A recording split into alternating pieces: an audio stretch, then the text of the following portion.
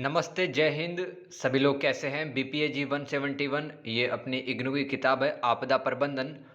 इकाई नंबर 9 पढ़ते हैं। इसमें पुनर्वास, पुनर्निर्माण और पुनः उत्थान, इसका इंग्लिश में मतलब होता है रिहेबिलिटेशन। पुनर्निर्माण को रिकंस्ट्रक्शन कहते हैं और पुनः उत्थान को रिकवरी कहते हैं। इसमें दोस्तों सबसे पहले हम परिचय पढ़ेंगे कि पुनर्वास, पुनर्निर्माण और पुनः उत्थान ये आपदा के बाद में 3 चरण होते हैं। इनकी सहायता से प्रभावित इलाकों में सहायता पहुंचाकर सभी सेवाओं तथा व्यवस्थाओं को पुनः शुरू किया जाता है। एक एक करके इनका मतलब समझते चलते हैं। पुनर्वास का यानी कि रिहेबिलिटेशन का क्या मतलब होता है? यह एक दीर्घकालीन विकास और वर्तमान राहत के बीच की स्थिति है जिसमें आपदा के बाद बुनियादी सेवाओं को पुनः चालू किया जाता है, रोगियों की मदद की जाती है, आसपास हुई भौतिक क्षति की भरपाई की जाती है, लोगों को मनोवैज्ञानिक सहारा दिया जाता है, सामाजिक तथा आर्थिक सुरक्षा प्रदान की जाती है, रोगियों को आराम प्रदान करना, ये इसमें शामिल होता है पुनर्वास में। पुनर्वास के दोस्तों 4 टाइप होते हैं, देख लेते हैं। पहला है भौतिक पुनर्वास, दूसरा सामाजिक पुनर्वास, तीसरा आर्थिक पुनर्वास, चौथा प्रकार है पुनर्वास का मनोवैज्ञानिक पुनर्वास। भौतिक पुनर्वास किसे कहते हैं दोस्तों? इसमें निम्न बातों पर ध्यान केंद्रित किया जाता है। शब्द के माध्यम से ही पता चल रहा है कि मकान, भवन, रेल मार्ग, सड़कें, जल आपूर्ति, संचार नेटवर्कों को सही किया जाता है। इसमें पर्यावरण संरक्षण भी इसमें शामिल होता है, रोजगार सृजन भी भौतिक पुनर्वास का ही हिस्सा होता है। तो दोस्तों पुनर्वास है ये काफ़ी बार आ चुका है, इसको आपने को याद करना है। पुनर्वास में नौकरियों की उत्पत्ति करना, जल प्रवाह का प्रबंधन, वैकल्पिक फसलें उगाने की तकनीकों पर ध्यान देना, नहर सिंचाई व्यवस्था को पुनः शुरू करना, पशुपालन, कृषि व खेती के उपकरण, भू योजना बनाकर मकानों में पुनः फिटिंग करना, ये भी शब्द शामिल होता है। आगे चलते हैं सामाजिक पुनर्वास। तो इसका निम्नलिखित उद्देश्य होता है दुखी व्यक्तियों को परामर्श देने हेतु समितियां बनाना, बच्चों को पुस्तकें, लेखन सामग्री देकर उनके लिए शिक्षक उपलब्ध करवाना ताकि उनकी जो शिक्षा है वो चलती रहे बच्चों की, शारीरिक व मानसिक स्वास्थ्य प्रदान करके लोगों का तनाव प्रबंधन करना, पौष्टिकता और स्वच्छता से संबंधित कार्यक्रम आयोजित करवाना, दुखी व्यक्तियों के लिए देखभाल और वृद्धाश्रम सुविधा प्रदान करना। क्योंकि दोस्तों काफ़ी सारे घरों में हैं जो कमाने वाले हैं वो मर जाते हैं, फिर बूढ़े माँ बाप हो जाते हैं आपदा के बाद में, तो उनके लिए वृद्धाश्रम और देखभाल केंद्र बनाना, सामुदायिक केंद्रों की स्थापना करके स्वयं सहायता समूह, सेल्फ हेल्प ग्रुप्स को बढ़ावा देना, वृद्धों को, महिलाओं को, बच्चों तथा असहाय व्यक्तियों हेतु सकारात्मक वातावरण बनाना। पुनर्वास का तीसरा टाइप होता है आर्थिक पुनर्वास। तो इसमें आपदा प्रभावित लोगों को उनकी संपत्ति हानि के लिए क्षतिपूर्ति राशि दी जाती है। सरकार द्वारा आजीविका के अवसरों का निर्माण भी किया जाता है। आगे चलते हैं चौथा टाइप मनोवैज्ञानिक पुनर्वास। मनोवैज्ञानिक मतलब मन से संबंधित। आपदा प्रभावित इलाकों में अनेक व्यक्तियों को मानसिक बीमारियां हो जाती है, अतः मनोवैज्ञानिक विशेषज्ञों की सहायता से ऐसे व्यक्तियों को भय, चिंता, अवसाद, निराशा से निकाला जाता है ताकि वे अपना सामान्य जीवन जी सकें। आगे चलते हैं दोस्तों पुनर्निर्माण का क्या मतलब होता है। पुनर्वास अपन पढ़ चुके हैं, पुनर्निर्माण देखते हैं अपन। तो यह एक प्रक्रिया है जिसमें भवनों और बुनियादी ढांचों की मरम्मत की जाती है, क्षतिग्रस्त संरचना को बदला जाता है, उद्योग व कृषि क्षेत्र को पुनः संगठित किया जाता है, सही सांस्कृतिक और सामाजिक वातावरण बनाने की कोशिश की जाती है, ऐसी व्यवस्था बनाई जाती है जिसमें भविष्य के खतरों को कम किया जा सके। यह रिकंस्ट्रक्शन में शामिल होता है, आप लिख सकते हैं। पुनर्निर्माण के 2 चरण होते हैं। पहला होता है भौतिक एवं आर्थिक बुनियादी संरचना का विकास, दूसरा पुनर्निर्माण के लिए धन का प्रबंधन करना। तो पहला पढ़ते हैं पुनर्निर्माण में पहला चरण भौतिक एवं आर्थिक बुनियादी संरचना का विकास। तो इसके अंतर्गत खराब हुई सड़कों, जल व गैस पाइपलाइनें, बिजली व इंटरनेट के नेटवर्क को ठीक किया जाता है, परिवहन, स्वास्थ्य, शिक्षा सेवाओं को पुनः शुरू किया जाता है। इसके अलावा प्राथमिक स्वास्थ्य केंद्रों, वृद्धाश्रम को वापस बनाना, भूकंप रोधी मकान बनाना, मकानों को बाढ़ व भूस्खलन प्रभावित क्षेत्रों से दूर बनाना ताकि उनको नुकसान हो आपदा के समय। नोट लगा के एक पॉइंट लिख सकते हैं। गुजरात में आए कच्छ भूकंप के बाद वहां यूएनडीपी के आश्रय कार्यक्रम के तहत भूकंप रोधी प्रौद्योगिकी का इस्तेमाल करके मकान बनाए गए, साथ ही स्थानीय पर्यावरण को साफ करके रोजगार सृजन का कार्य किया गया। तो दोस्तों संयुक्त राष्ट्र का एक कार्यक्रम है UNDP, united nation development programme. तो यूएनडीपी और भारत सरकार ने मिलकर के एक कार्यक्रम बनाया, आश्रय कार्यक्रम, जिसकी सहायता से भूकंप से नुकसान न हो ऐसे घर बनाए गए तथा स्थानीय पर्यावरण को साफ किया गया तथा लोगों के लिए नौकरी के अवसर है वो उपलब्ध करवाए गए आश्रय कार्यक्रम के तहत। आगे चलते दूसरा चरण इसमें पुनर्निर्माण हेतु धन का प्रबंधन। तो दोस्तों आपदा प्रभावित क्षेत्रों के पुनर्निर्माण हेतु केंद्र व राज्य सरकार विशेष योजनाएं अथवा नीतियां बनाती है जो इस प्रकार से हैं। पहली नीति या कह सकते हैं पहली नीति या योजना राष्ट्रीय आपदा राहत कोष जिसको नेशनल डिजास्टर रिलीफ फंड कहते हैं। इसकी स्थापना आपदा प्रबंधन अधिनियम 2005 की धारा 46 के तहत की गई। इसका उद्देश्य राष्ट्र के लोगों को विपत्तियों अथवा आपदाओं के दौरान या बाद में राहत पहुंचाना होता है। यह कोष केंद्र सरकार द्वारा प्रबंधित किया जाता है। कोई भी राज्य जिसके पास आपदा के समय पर्याप्त धनराशि नहीं होती है तो वह केंद्र सरकार से अनुरोध अथवा रिक्वेस्ट करके राष्ट्रीय आपदा राहत कोष से धन जारी करवा सकता है। धनराशि कितनी जारी करना है, इस हेतु आपदा प्रभावित इलाकों की स्थिति का मूल्यांकन कौन करता है? गृह मंत्रालय अथवा कृषि मंत्रालय करता है। तो स्थिति का मूल्यांकन गृह मंत्रालय करता है। इसके बाद में दोस्तों गृह मंत्रालय यानी कि मिनिस्ट्री ऑफ होम अफेयर्स के द्वारा एक अंतर मंत्रालय केंद्रीय दल IMCT का गठन किया जाता है। ये IMCT प्रभावित क्षेत्रों का आकलन करके बताता है कि किसी राज्य को क्या अतिरिक्त धनराशि की आवश्यकता है कि नहीं है। इसके बाद में दोस्तों राष्ट्रीय कार्यकारी समिति की एक उप समिति होती है, वो उपलब्ध धनराशि का निर्धारण करती है जिसमें केंद्रीय मंत्रालय के सचिव शामिल होते हैं। आगे चलते हैं। गृह मंत्री की अध्यक्षता में एक लास्ट में अंतिम में उच्च स्तरीय समिति का निर्माण किया जाता है जिसमें कृषि मंत्री, वित्त मंत्री तथा नीति आयोग के उपाध्यक्ष शामिल होंगे और इस समिति का काम दी गई सिफारिशों यानी कि रिकमेंडेशंस के आधार पर NDRF निधि जारी की जाएगी। NDRF मतलब वही राष्ट्रीय आपदा राहत कोष में जितना पैसा जिस राज्य को जाना है उस पर फाइनल साइन कौन करेगा? उच्च स्तरीय समिति करेगी जिसके अध्यक्ष होंगे गृह मंत्री। आगे चलते हैं दोस्तों राज्य आपदा राहत कोष SDRF state disaster relief fund. तो दोस्तों पूरे देश के स्तर पे तो राष्ट्रीय राहत आपदा कोष था, राज्य के स्तर पे हो जाएगा SDRF। इसकी स्थापना आपदा प्रबंधन अधिनियम 2005 की धारा 48 सब क्लोज 1A के द्वारा किया गया। इसकी मदद से किसी राज्य में आपदा प्रभावित व्यक्तियों को तुरंत राहत पहुंचाना होता है। इसका गठन 13वें वित्त आयोग की सिफारिशों के आधार पर किया गया। इसका लेखा जोखा यानी कि इसमें पैसा का जो हिसाब किताब है वो हर साल भारत के नियंत्रक एवं महालेखा परीक्षक CAG केग भी कहते हैं, controller auditor of general of India द्वारा किया जाता है। लेखा जोखा कौन करता है? केग करता है। केग एक सरकारी अधिकारी होता है। केंद्र सरकार सामान्य श्रेणी के राज्यों व केंद्र शासित प्रदेशों हेतु SDRF आवंटन का 75% और विशेष श्रेणी के राज्यों व केंद्र शासित प्रदेशों के लिए कुल धनराशि का 90% योगदान देती है। अब ध्यान से समझो दोस्तों, भारत में दो तरह के राज्य हैं। एक तो सामान्य श्रेणी के राज्य जैसे कि राजस्थान, मध्य प्रदेश, महाराष्ट्र, ये सामान्य श्रेणी के हैं, और एक विशेष श्रेणी के जैसे कि जो पहाड़ी राज्य हैं हिमाचल प्रदेश, उत्तराखंड, सिक्किम, और उत्तर पूर्व के राज्य जैसे कि नागालैंड, अरुणाचल प्रदेश, मिजोरम, ये पहाड़ी राज्य या जनजातीय राज्य हैं।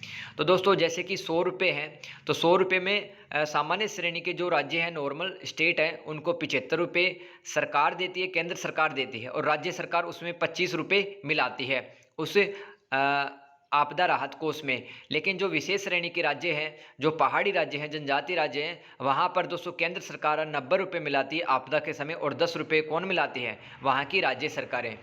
SDRF के अंतर्गत आने वाली आपदाएं कौन कौन सी है दोस्तों, जिसमें इस फंड का इस्तेमाल होता है? चक्रवात, सूखा, भूकंप, आग, बाढ़, सुनामी, ओलावृष्टि, भूस्खलन, हिमस्खलन, बादल फटना जिसको क्लाउड बस्टिंग भी कहते हैं, कीट हमले, पाला और शीत लहरें।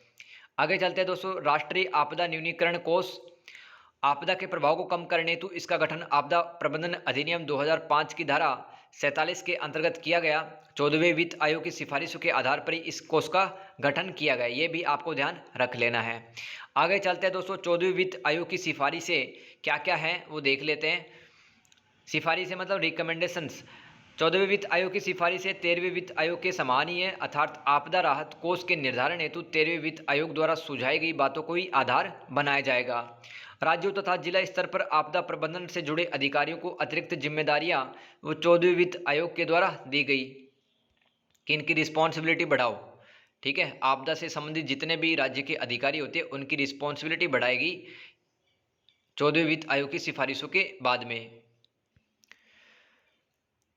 फिर पांचवा पढ़ते हैं जिला स्तर के कोष। तो आपदा प्रबंधन अधिनियम 2005 की धारा 48 के अनुसार जिला स्तर कोष यानी कि डिस्ट्रिक्ट रिलीफ फंड बनाने को कहा गया। इसमें जिला स्तरीय राहत समिति का गठन किया जाएगा और इसकी अध्यक्षता यानी कि इसके चेयरमैनशिप कौन करता है? वहाँ का जिला कलेक्टर, वहाँ का IAS ऑफिसर, ताकि आपदा राहत हेतु तत्काल रूप से जिले के जो लोग हैं उनकी मदद की जाए। आगे दोस्तों छठवा very very important, competitive exam में पूछ लिया जाता है, सांसद स्थानीय क्षेत्र विकास योजना, इसको इंग्लिश में कहते हैं member of parliament local area development scheme, short form है इसकी एमपीलेट्स। तो इस योजना की शुरुआत दिसंबर 1993 ईस्वी को हुई। इस योजना के अंतर्गत सांसदों को अपने निर्वाचन क्षेत्र के, जहां से वो चुनकर के आते हैं, के विकास हेतु हर साल धन दिया जाता है सरकार की तरफ से। तो सांसद जिला कलेक्टर की सहायता से उचित परामर्श करके आपदा प्रभावित लोगों की आर्थिक मदद कर सकता है ना। आगे चलते हैं 7वें नंबर पे, प्रधानमंत्री राष्ट्रीय राहत कोष, prime minister national relief fund. तो आपने देखा होगा कि पेटीएम पे, फोन पे पर इसका ऑप्शन आता है दोस्तों। देश के किसी भी इलाके में, किसी भी राज्य में अगर कोई आपदा आती है तो वहाँ पर अपन 1 रुपये से लेकर कितने भी रुपए दान में दे सकते हैं। इस कोष की स्थापना सर्वप्रथम जनवरी 1948 को पंडित जवाहरलाल नेहरू द्वारा की गई थी, क्योंकि उस समय पर विस्थापन की समस्याएं थी दोस्तों। तो पंडित जवाहरलाल नेहरू जी ने आह्वान किया देश के लोगों को कि जिसकी जो सामर्थ्य है वो योगदान दे सकता है।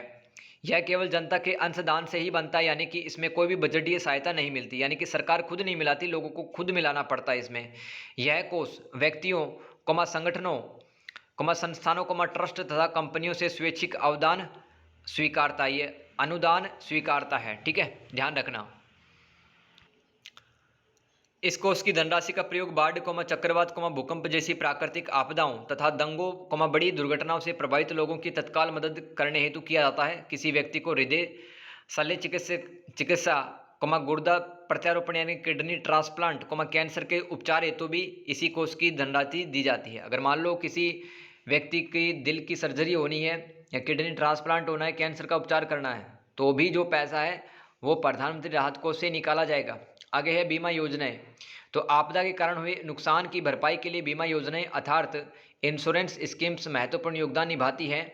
जैसे दोस्तों कुछ योजनाएं दे रखी है यहाँ पर। पहली है प्रधानमंत्री फसल बीमा योजना, PMFBY कहते हैं इसे। इसमें किसानों को बुआई से कटाई तक की अवधि में लगने वाले प्राकृतिक जोखिमों से सुरक्षा दी जाती है। यह योजना यानी कि प्रधानमंत्री फसल बीमा योजना 18 फरवरी 2016 ईस्वी को शुरू की गई। इस योजना को कृषि एवं किसान कल्याण मंत्रालय संभालता है। इसमें किसानों द्वारा सभी खरीफ फसलों हेतु 2% प्रीमियम राशि, सभी रबी फसलों हेतु 1.5% प्रीमियम राशि तथा बागवानी फसलों हेतु 5% वार्षिक प्रीमियम राशि का भुगतान किया जाता है और शेष प्रीमियम राशि का भुगतान सरकार खुद वहन करती है। तो प्रीमियम राशि का क्या मतलब है कि जब इंश्योरेंस करवाता है कोई भी किसान तो उसको शुरुआत में कुछ पैसे देने पड़ते हैं। ठीक है, तो कुल पैसों का उसे 2% देना पड़ेगा खरीफ के फसलों के लिए, जैसे कि बाजरे के लिए, ठीक है, मूंग के लिए, और रबी की फसलें गेहूं, चने के लिए उसको 1.5% रुपया देना पड़ेगा कुल बीमा राशि का। और बागवानी फसलें जैसे कि जो फल हैं, सब्जी हैं, तो इनके लिए 5% 1 साल का प्रीमियम राशि देना पड़ेगा और बाकी प्रीमियम राशि सरकार देगी। इसे भारतीय कृषि बीमा कंपनी द्वारा नियंत्रित किया जाता है। संशोधित, आगे चलते हैं, एक और योजना संशोधित मौसम आधारित फसल बीमा योजना। तो इसमें मौसम के कारकों को आधार मानकर क्षति की संपूर्ण मात्रा को पीड़ित को भुगतान किया जाता है ताकि किसान भारी वर्षा, तापमान, आंधी, नमी से होने वाले नुकसान से उबर सके। आगे है दोस्तों फसल बीमा, बीज फसल बीमा। इस योजना में बुआई अथवा रोपण अथवा अंकुरण की स्थिति में होने वाले जोखिमों से किसानों को वित्तीय सुरक्षा प्रदान की जाती है। तो कई बार किसान बीज लगाता लेकिन अंकुरित नहीं हो पाता, बीज घटिया क्वालिटी का हो जाता है, तो उस स्थिति में भी इंसान जो किसान है उसको इंश्योरेंस दी जाती है। किसान क्रेडिट कार्ड KCC दोस्तों एक ATM कार्ड जैसा होता है, ATM मशीन से पैसे निकाल सकते हैं किसान लोग। तो यह योजना 1988 ईस्वी में शुरू की गई ताकि किसान बीज, उर्वरक, कीटनाशक आदि खरीदने तथा उत्पादन की आवश्यकता के लिए नगद राशि निकालने तो KCC कार्ड को तत्काल रूप से ATM में इस्तेमाल कर सकता है और पैसे निकाल सकता है अपनी ज़रूरतों के लिए।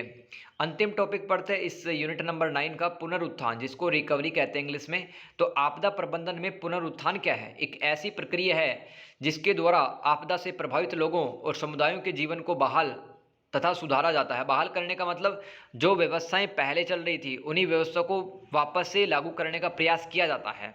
इससे समाज और राष्ट्र आपदा के बाद अपनी उपयुक्त स्थिति में वापस आ जाता है।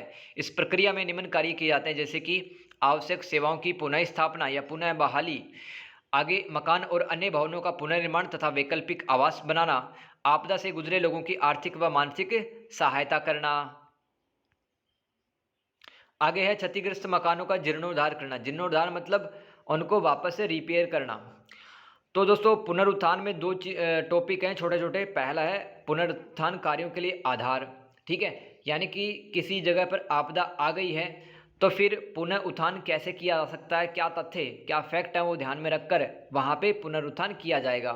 तो इसके लिए पहला पॉइंट पढ़ते हैं। पुनरुत्थान स्वरूप के विभिन्न आवश्यक पक्षों की जानकारी प्राप्त करते हैं। उपयुक्त प्रस्तावित और संभावित राष्ट्र विकास के साथ पुनरुत्थान की समग्र कार्यनीति का निर्धारण किया जाता है। समग्र कार्यनीति के अंतर्गत विशेष पुनरुत्थान कार्यक्रमों का निर्णय लिया जाता है। समग्र कार्यनीति के अंतर्गत अलग अलग कार्यक्रमों का कार्यान्वयन किया जाता है। अलग अलग कार्यक्रमों और परियोजनाओं को श्रेष्ठ निरीक्षण और समन्वय के आधार पर पूरा किया जाता है।